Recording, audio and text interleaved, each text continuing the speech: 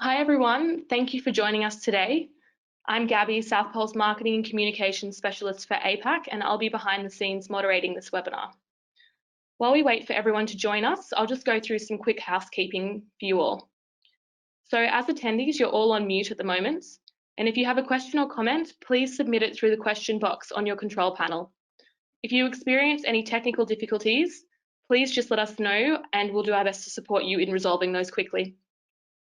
We'll aim to answer all questions on the presentation in the Q&A at the end, but we probably won't get to all of them, so apologies in advance if we miss yours. This webinar is being recorded and will be sent to you within the week, along with a link to download the presentation slides. Last but not least, some of us are broadcasting from our homes, so please bear with us if there's any technical hiccups. We'll do our best to resolve these as fast as possible. So before I hand things over to our host today to officially introduce our climate chatter with TUV Nord, I'd like to begin by acknowledging the traditional owners on the land from which we are broadcasting, and that's the Gadigal people of the Eora Nation here in Sydney. We pay our respects to elders past, present and emerging. So I'll now hand things over to Leah, our host for today, to introduce the rest of our panel for today's webinar. Thank you, Gabby, and thank you everyone for joining us today. I work for South Pole as Business Development Manager Asia, and I'm usually based in Singapore. With me today is Ajit Padbidri, one of our senior consultants for GHG Accounting, and Dr. Tahsin Choudhury, who is the Senior International Product Manager at TUV Nord. Before we start, I would like to give you a brief introduction to South Pole for those who don't know us yet. Founded in 2006, South Pole is a global climate solutions provider. Our headquarters are in Switzerland, but we have offices across APAC, which might be interesting for some of you with so many participants tuning in from the region. So some of you might be wondering, what does it mean to be a global climate solutions provider? What does South Pole do? As well as being the largest developer of emission reduction projects globally, we also offer consultancy service. A simple way to describe this is to say we are the carbon experts. We help organizations with setting emission reduction targets, procuring renewable energy, decarbonizing supply chains, or with the greenhouse gas accounting. The last one is today's topic. Now, enough about South Pole. Let's look at what happened over the past year in the corporate sustainability space.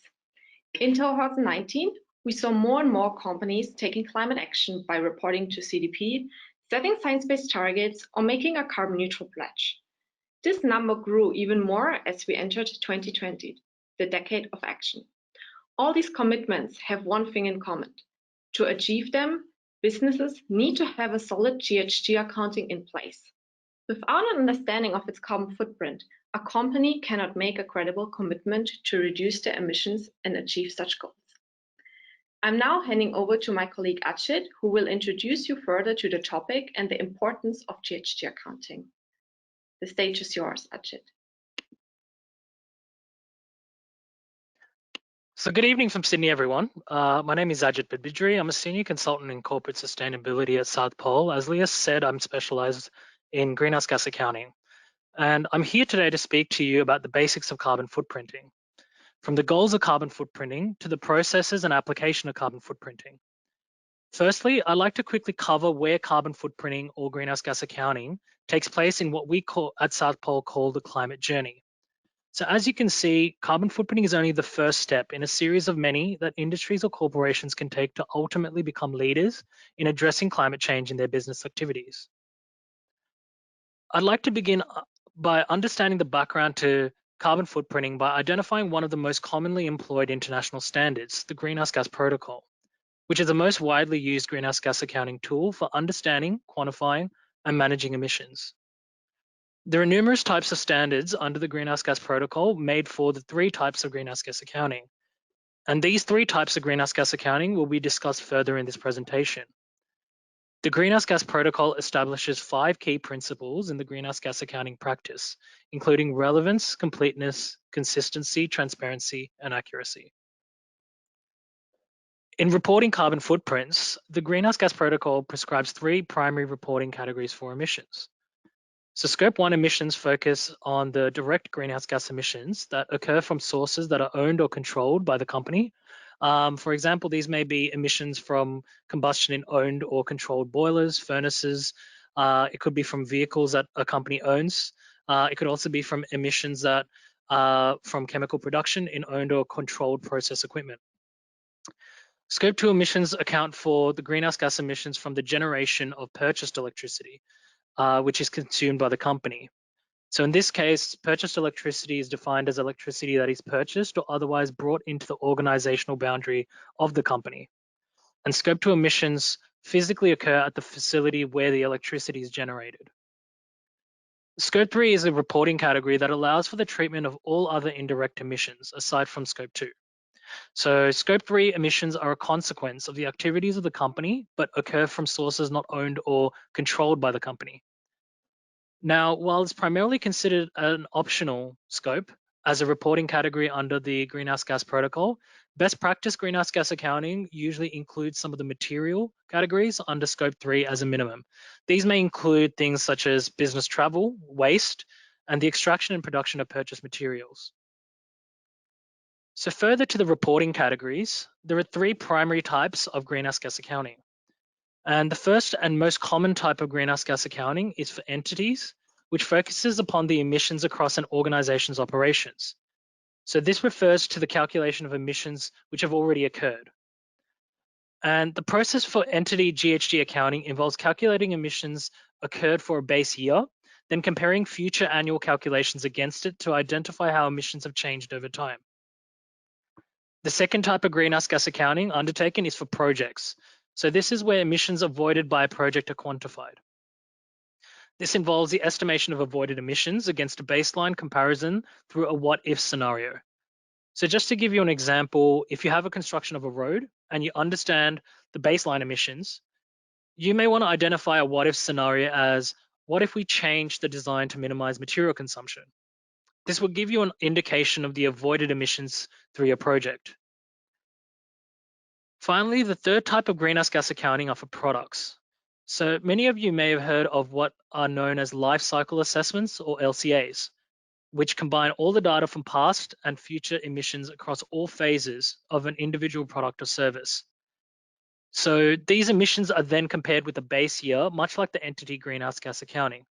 But it is important to note that the first step of creating what's commonly known as green products on the market are through product greenhouse gas accounting, where the upstream and downstream emissions are calculated.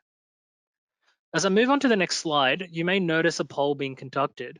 So please feel free to input an option as to which greenhouse gas accounting type most aligns with you or your company's needs. So calculating emissions is always linked to any part of your organization, project, or product which involves energy consumption. So therefore, a carbon footprint is calculated by multiplying the energy used against an emission factor from a standard or several standards, depending on the type of activity that takes place at your company. So as you can see, there are various types of energy consumed in all parts of a footprint. Another key part of the carbon footprint, which is imperative to understand, is the global warming potential, or GWP. Now, most carbon footprints are reported as CO2 equivalent, or CO2e, and this is a basic unit for all greenhouse gases, not just carbon dioxide, but also methane, nitrous oxide, HFCs, PFCs, and sulfur hexafluoride. Equivalence is created between using the GWP of CO2, which is designated as 1, and the relative GWP of other greenhouse gases against CO2 to create CO2e. So why, you may ask, would you want to undertake greenhouse gas accounting and develop a carbon footprint for your organization, project, or product? Firstly, you may want to identify risks associated with greenhouse gas constraints in the future, cost-effective reduction opportunities, or measure and report progress against a set greenhouse gas target. Secondly, you may want to undertake voluntary stakeholder reporting of greenhouse gas emissions and progress towards greenhouse gas targets, including reporting to government and NGO reporting programs, greenhouse gas registries, or eco-labeling and certification. Thirdly, you may have government reporting programs which require mandatory reporting at the national, regional, or local level. Fourthly, you may want to participate in greenhouse gas markets, either through supporting internal greenhouse gas trading programs or participating in external cap and trade programs or meeting carbon tax requirements. So just to give you an example, European companies who engage in the European Union emissions trading scheme would undertake carbon footprinting exercises in order to participate in that scheme. Lastly, you may want to gain recognition for early voluntary action by providing information to support a baseline protection and/or credit for early action. So before I go on to explain carbon footprinting examples across different industries, I'd like to cover the basic greenhouse gas accounting process in developing your carbon footprint. So this is a process commonly applied through South Pole services, but it's often applied across any carbon footprinting exercise. Firstly, the boundaries of your organization, project, or product are determined in the define scope phase, which involves understanding what emission sources you include and exclude in your footprint. The emission sources you commonly want to include or exclude usually boils down to understanding which Scope 3 emission sources you include or exclude, as Scope 1 and Scope 2 emission sources are generally mandatory. Secondly, activity data is collected according to the scope categories you include. So this relates to my earlier slide regarding the energy consumed across your organization. Activity data refers to any raw data your organization may collect for relevant emission sources, such as electricity consumed across your offices, the number of vehicles your employees may use to commute to work in a year, the number of IT equipment you purchased in the last year, and so on and so forth. Once all this data is collected, a series of emission factors from standards or literature, according to the activity data you provide, are applied to determine the emissions from each of these sources. These are then categorized, visualized through a series of data analytics, and the final carbon footprint is then presented in a final report in the reporting phase. So now I'd like to spend my last 3 slides just finishing up my presentation, with a brief coverage of some of the types of data you may consider or collect in determining your carbon footprint and how it may vary according to the industry you work in and the type of greenhouse gas accounting. For example, in this example, for a product footprint in the fashion and textile industries, one may consider raw materials production and processing and textile and garment manufacturing in the upstream phase of the supply chain. Operational emissions from offices, retail, and distribution centers, as well as the disposal of textiles and garments, may be considered in the downstream phase of the supply chain. In the case of an entity footprint or organizational footprint, you may only consider the offices and retail phase of the supply chain and identify any activity data associated directly with your staff for business operation purposes. In the tourism and aviation industries, you may consider air travel and accommodation as the 2 primary sources of emissions for a service footprint, keeping in mind that a service footprint is just an equivalent of a product footprint. In the case of tourism, food and beverages may also be a key emission source in the service provided. If you were to do an entity footprint, these 3 sources may be related back to your business operations. In an entity footprint, air travel would focus strictly on business air travel for your staff, accommodation of your staff if they're traveling for work, and food and beverages consumed at meetings as some examples. And finally, like fashion or textile industries, agriculture and food industries would also focus on upstream and downstream phases of the life cycle for a product footprint. However, the types of data you may collect would be different. In this case, in the upstream, crop types and the number of crops planted would be important. In the present, energy consumed in the processing of crops into food or other products would be important.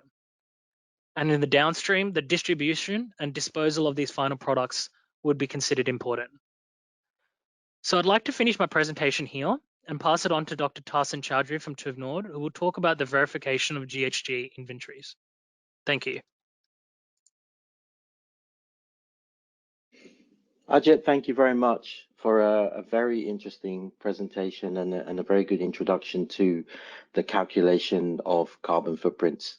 May I have the next slide, please? The next slide, thank you.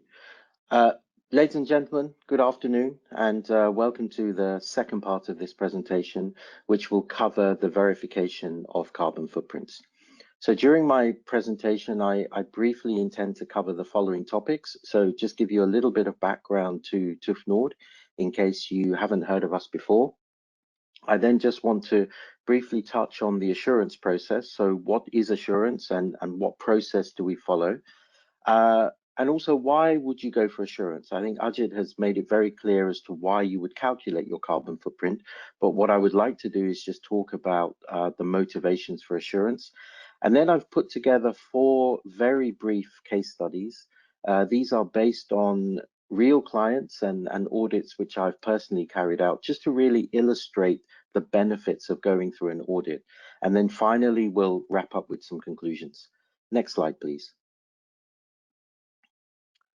The diagram in front of you shows the structure of the TÜV Nord Group, which is a 150-year-old certification company, primarily based out of Germany.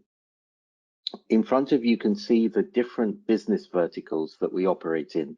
The first one on the left-hand side is industry services, and all of the entities which you see highlighted in bold there are independent companies with their own P&Ls which operate within the TÜV Nord Group.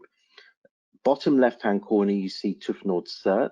CERT stands for certification, and this is the company which provides our global certification services to all of our clients. I work within the sustainability department within TÜV Nord CERT, which is based out of Germany, but we obviously operate all around the world. Next slide, please.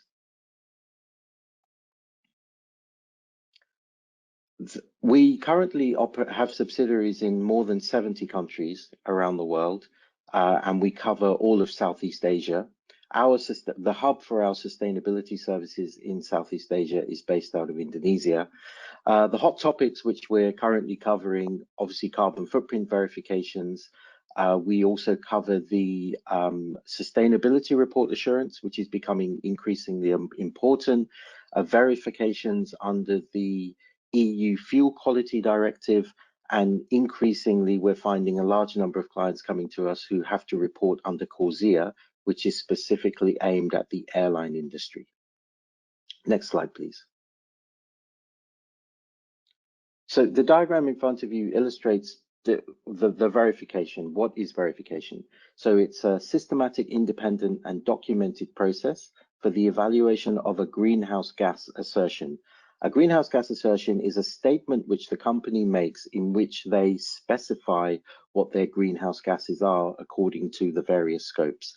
And it has to be against an agreed verification criteria. So in this particular case, the verification standard we're looking at or we're working with is ISO 14064 Part 3. The verification process confirms whether the greenhouse gas assertion, which is a statement about an actual circumstance or past performance, is true and correct. Only statements about past performance, events, or circumstances can be verified, and you can verify both greenhouse gas inventories, which is a carbon footprint, or greenhouse gas projects, which uses Part 2 of ISO 14064. Next slide, please. The diagram which you see in front of you summarizes the process which a client undergoes to have verification. So the first stage is the engagement. Within the engagement, the client has to document which scopes they are looking for assurance over, and Ajit has very comprehensively covered scopes 1, 2, and 3. Now, from a verification perspective, the 2 key issues for us within the engagement process is the level of assurance. So there are 2 levels of assurance. One is limited and one is reasonable. And the principal, reasonable is a higher level of assurance than limited. And the principal difference from a verification perspective is if a client is looking for a reasonable level of assurance, we have to check more evidence to be more certain of the data which is provided. The second important element within the engagement is the term called materiality, or the materiality threshold. Now, generally speaking, a client would have a materiality threshold of either 5 or 10%. So what does that mean in reality? That the best way, I think, to explain materiality is the tolerance which a verifier can apply to the data and evidence which the client presents them. So let's just take an example of this. Let's take the scenario where a client has chosen a materiality threshold of 10% and their global carbon footprint is 100 tons. So therefore, the materiality which the verifier can work with is 10 tons, which is 10% of 100. The verification is undertaken, and if there's a scenario where there seems to be an error in the data, or the data cannot be fully justified by the evidence, provided that data, the error itself, is 10 tons or less in this particular case, then it's covered within the materiality threshold and it can pass through the verification. The next step is the data check. So prior to, could I have the previous, thank you.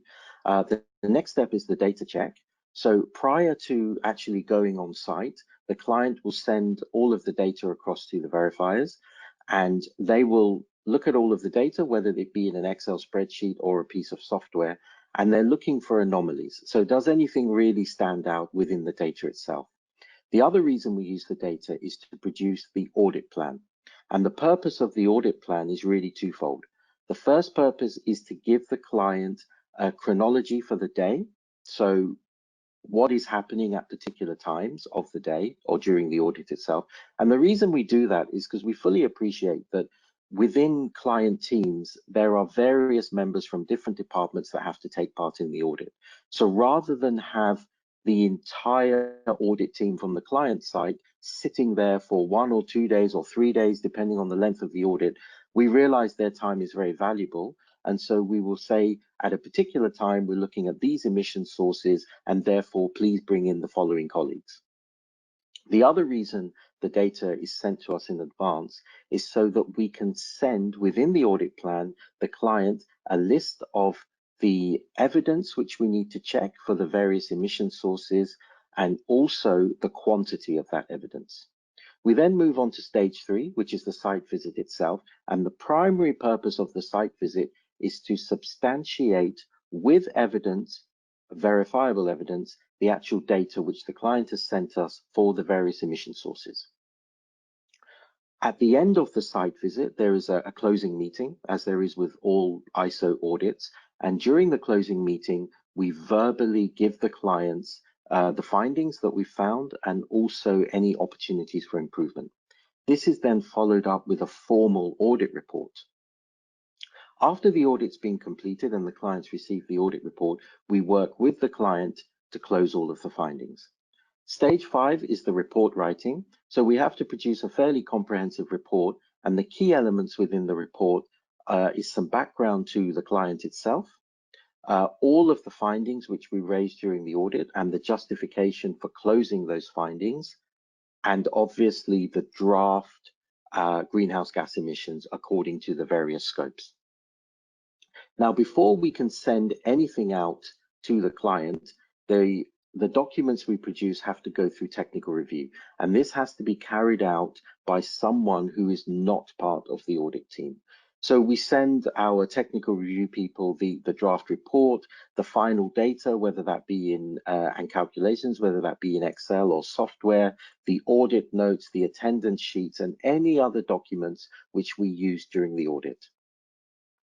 Now, there are 3 types of assurance statement. There's positive, which means everything was completely fine. There's positive with limitations. So if we go back to the materiality example which I used, we may have a scenario where we were not able to account for the errors which we found within the materiality threshold. And let's say, for example, that was for an emission source related to refrigerant. What we may then say in our assurance statement is, overall, we give you a positive assurance. However, this does not include the emissions related to refrigerant. And then the final type of assurance statement is a negative one, whereby the client was just not able to satisfy the requirements of the standard, and therefore we were not able to issue any assurance statements at all. The output from the end of the audit is generally 3 things: a certificate, the audit report, which I mentioned in number 5, process number 5 there, and also an assurance statement. This is generally just a page, and it contains the key information, which is the materiality threshold, the level of assurance, and also the verified data. The reason we issue an assurance statement is a lot of companies are reporting to organizations such as the CDP, which Leah mentioned in her introductory slide, or maybe the Dow Jones Sustainability Index. And these guys, frankly speaking, are not interested in receiving a 70-page report. They just want a 1 or 2 page document which confirms that you've had your greenhouse gas emissions assured by a third party. Next slide, please. Before I move on to this slide, there is a poll which you will have coming up on your screen at the moment. And what I would like you to do is just look at the 4 items in front of you and just give us an indication as to which motivating factors are most important to you guys. Once the poll is over, we will then go back to that slide and I will cover the various elements within there. Or maybe actually while you're voting, we'll just cover some of this now. So from a legislation perspective, for example, companies which are listed on any of the stock exchanges in the UK, in London, they have to disclose their Scope 1 and Scope 2 emissions in their annual report. In Singapore, there's a carbon tax in place, and any company that emits over 25,000 tons of carbon has to comply with this, and they have to have their Scope 1 and Scope 2 emissions verified by a company accredited by the NEA in Singapore. From a CSR perspective, millennials are very, very aware of climate change, and therefore add a lot of stakeholder pressure to certain companies themselves. And there's the image side of the company as well. Companies always want to portray very good images of themselves, and one way that you can do that is to have your carbon footprint calculated and then verified. So the final slide is with regards to, a final point rather, is regards to credibility. So by having your carbon footprint verified, you increase the confidence in the data. And it's also very important to prospective investors. So apart from the current corona pandemic, which we're all suffering from, I believe we would all agree that climate change poses the most risk to humanity and business. And investors want to make sure that their money is not at risk. So if you take, for example, a pension fund, for those of us that are paying into pension funds, we're doing this over the long term because we're looking for the return on the investment when we retire. Now, we all know that climate change is also an issue which will affect us. Well, it affects us now, but increasingly will affect us over the longer term. And therefore, you can very easily see there is a link between investing money into companies who are not taking their impact on the environment as seriously and which could therefore be affected by climate change. May I have the next slide, please?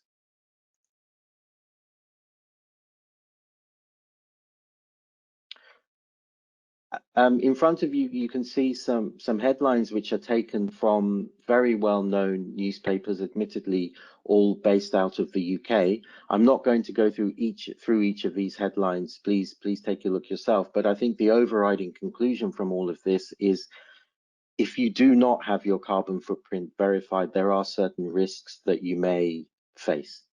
Next slide, please. So from a risk perspective of not having your carbon footprint verified, the first one is the greenhouse gas inventory could have been incorrectly calculated and reported. In the case of mandatory reporting schemes, a director must attest to the accuracy of the greenhouse gas inventory. If the inventory and the data is incorrect, reputational damage could be suffered by the signatory of the report and also the company concerned. So as I mentioned earlier on, for FTSE listed companies in London, they have to disclose their Scope 1 and Scope 2 emissions. And that is a legal requirement. It is not mandatory that these emissions are verified. However, I don't think any of us would be comfortable signing off with our name and signature a legal document if we are not happy with the content within that document itself. The financial accounts are verified or certified or assured by possibly one of the big four accounting firms. So why shouldn't the carbon numbers be assured themselves? Next slide, please. So I mentioned at the outset that I have 4 case studies, this being the first one. This is a chemicals manufacturer headquartered in Southeast Asia. They have 100 sites globally. And during one of the verifications, we discovered for their Scope 1 refrigerant emissions, instead of reporting the top up, which was made of the refrigerant to that particular chiller unit, they decided to report the entire quantity of gas which was in the chiller unit. So the result of this is that it increased the emissions of that particular site by 37%. Next slide, please.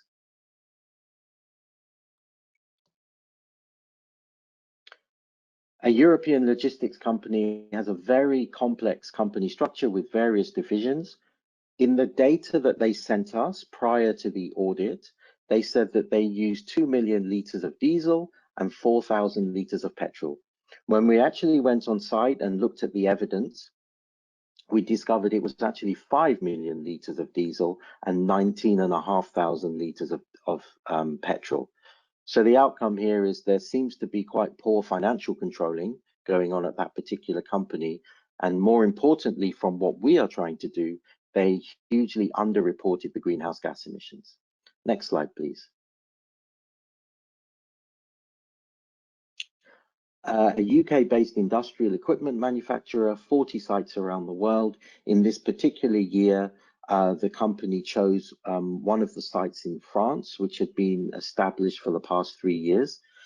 During the audit of the Scope 2 electricity consumption, we found out that the site had never received or the electricity provider had never visited and read the meter. All of the invoicing which they were receiving for their electricity use was based on estimated meter readings. So the audit revealed that over the past 3-year period, their electricity use had been overestimated and was equivalent to 100,000 euros. So the cost savings just based on this audit were far, far greater than the audit fees itself. And the final case study, please. Next slide. This is a garments manufacturer based in Asia.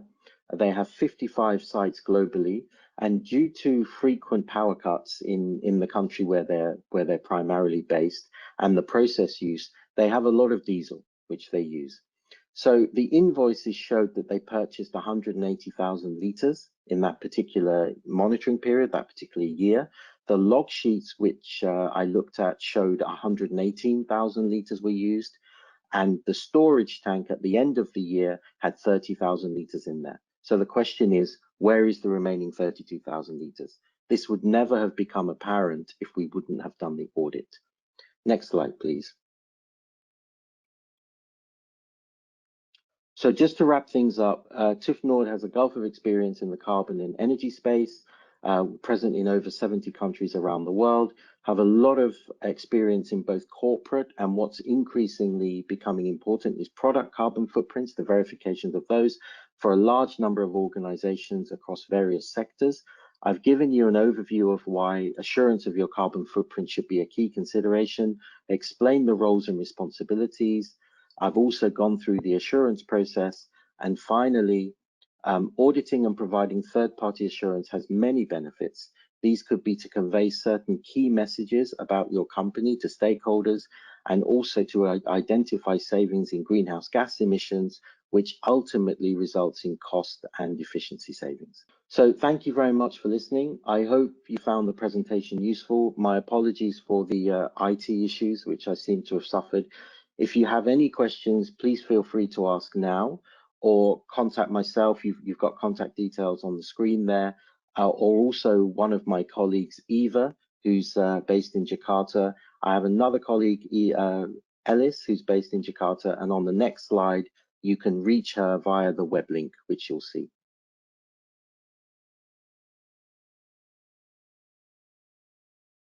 Thank you, Tahsin and Ajit, for demonstrating the importance and role of greenhouse gas accounting and verification in the corporate sustainability space. And also thank you to our audience for staying on the line while we were facing some technical difficulties. We appreciate your patience. And as Tahsin mentioned, we now have some time for Q&A with our speakers. I will start with one of the most frequently asked questions we received ahead of the webinar to warm up our speakers and allow everyone a few minutes to digest their presentations. I will then take one of the questions our team has been facilitating via chats.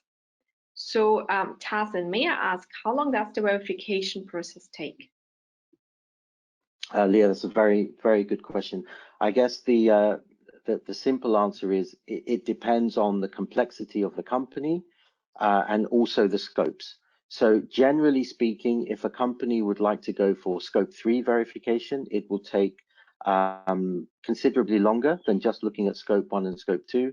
And the reason for this is because the evidence which we require for scope 3 generally is provided by third parties. So it's difficult to give you an exact time, but I would have said for a very simple company, a day, if we're just looking at scope 1 and 2. And I think the longest one we've had for scope 1, 2, and 3 for a fairly complex company was around 4 days. Great, thank you so much. Another question, I believe Ajit touched based earlier on this in the webinar, but one common question is about if accounting for scope 3 emissions is mandatory and how do you take these into account?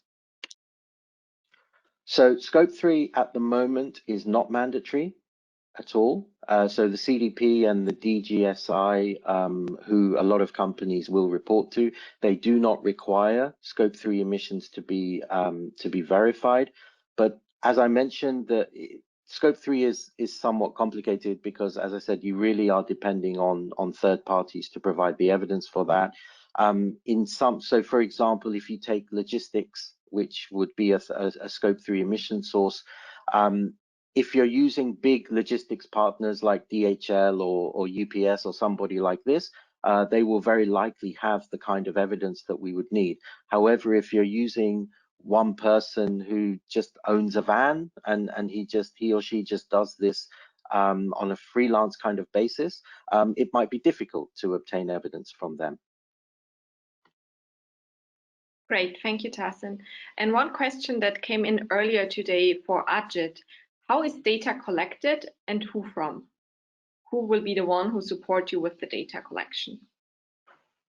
Well, I think Tahsin actually just touched on it before when he was talking about, particularly in the case of scope 3, there are a lot of third-party vendors and third-party suppliers that you would need to contact, right? And so at least in the scope 1 or scope 2 cases, more often than not, scope 1 cases could be quite easily acquired through your own operations or your own accounts of your operations. So let's say you had a diesel generator, you would already have an account of the type of the amount of fuel and the type of fuel that you would use in order to run that generator, just as an example. With scope 2 purchased electricity, that's generally the easiest to attain in terms of data collection because almost everyone attains their electricity from an external provider and usually you get a bill for it. And so it's something that's relatively easy to determine through your invoices, through your billing from your electricity provider. But yeah, just as Tahsin mentioned before, with scope 3, because you're dealing with so many different third-party suppliers and vendors, that can often be a difficult task. More often than not, when we do best practice greenhouse gas accounting, we at least try and encourage a lot of corporations. Let's say hypothetically they're doing an entity greenhouse gas account. We try and encourage them to go for what's material and what's easily attainable. Business air travel is usually a very common one. Because it's usually quite attainable through corporate travel agencies and corporate travel management, which I think a lot of corporations have, particularly if you're a global company. And so that's just kind of one example. Also, we can help companies conduct their own data collection process. So it may be one of those things where for employee commuting, for example, we could help you build a survey that you could then give to your own employees in order to determine their commuting behaviors, and that would help build information for that account. So there's a different steps to take in order to attain that sort of data. Great, thank you so much, Ajit. And one more question that came in for Tahsin. Are there countries where verification is mandatory? Yes. So in Singapore, as I mentioned earlier on, there's the carbon tax. So it is, if your company emits over 25,000 tons of CO2, then you have to have those emissions verified. Ajit mentioned at the very beginning of his presentation, we have something called the EU ETS, so which stands for the EU Emissions Trading Scheme. So all European countries have adopted this scheme. There are certain threshold limits which you have to abide by. So if your company is under a certain a threshold limit, and this is often related to, it depends on the kind of industry that you're in. But if you qualify, then yes, you have to have your emissions verified on an annual basis. Great, thank you so much. One more question for you, Tahsin. How can you verify future footprints? For example, the emissions of a building that hasn't been built yet and wants to become carbon neutral before it's getting built. Yeah, so as I mentioned in one of my slides, you can only verify actual data. So until the building is operational and you have an indication of, for example, how much electricity is being used, how much gas is being used within that actual building itself, it's not possible to provide a definitive verification. However, what could be possible is if the builders of the building or the owners, if they're able to provide data as to how green that building may be in terms of the potential emissions from it, from potential electricity or gas use, then it is possible to do that. And of course, there are the LEED certifications and other green building certifications, which TÜV Nord also get involved with, and that could be something which the building owner could use as a precursor to having the carbon footprint verified once the building is operational. Perfect, thank you so much. Unfortunately, we're running out of time, but we have 2 minutes for one more question, which I think might be a question for Ajit and for Tahsin. So is it possible to do the GHG calculations and verification with the same company? Yes. Tahsin, do you want to? Yes. Yeah. Yeah, absolutely. The reason being is because the verification has to be carried out by a company that's accredited to using 14064 as the part 3, which is the standard, and you have to be accredited by a national accreditation body. So, for example, TÜV Nord CERT is accredited by DAX, which is the German national accreditation body. TÜV Nord Indonesia is in the process of obtaining a local accreditation for this as well, and some of our other subsidiaries also have this. So in order to provide the assurance, you have to be accredited. And from our perspective, there is no conflict of interest between what we are doing and what South Pole as consultants do. So South Pole would do the calculation, which is what Ajit has spoken about, and then TÜV Nord, as an example, as an accreditor, would do the verification. Also, just to add to that, it's also important to understand that this may differ with different certification programs. So, for example, in Australia, we have the Climate Active certification here for Australian companies. And as part of that process, there's a specific mandate in that where the verification of your baseline footprint has to be conducted by a separate third party. So it's always important to kind of understand that these things vary, but I mean, I definitely agree with Tahsin, particularly in the case of ISO 14064. I mean, as long as your company is accredited to conduct that sort of verification, there's no reason why the same company can't do it. So. Great, thank you so much, Ajit, and thank you everyone for joining us today. Thank you for joining us. So on this screen, you can see everyone's contact details. Please get in touch if you have any further questions. And beneath Tahsin's picture, you can see the link that he mentioned earlier. So we've got a couple coming up at the end of this month. One on UPS carbon neutral shipping and initiatives on the 16th, building resilient supply chains on the 18th, and how climate action can transform your brand on the 30th. And these are South Pole climate chatters, so you can find out more about them on the website there below. Otherwise, thank you so much for tuning in and bearing with us through our slight technical hiccup, and we'll hopefully continue the conversation soon. We'll send a recording out to all people who registered along with a copy of the slides within the week. So keep an eye on your inbox for that. Otherwise, have a great day or evening wherever you are in the world.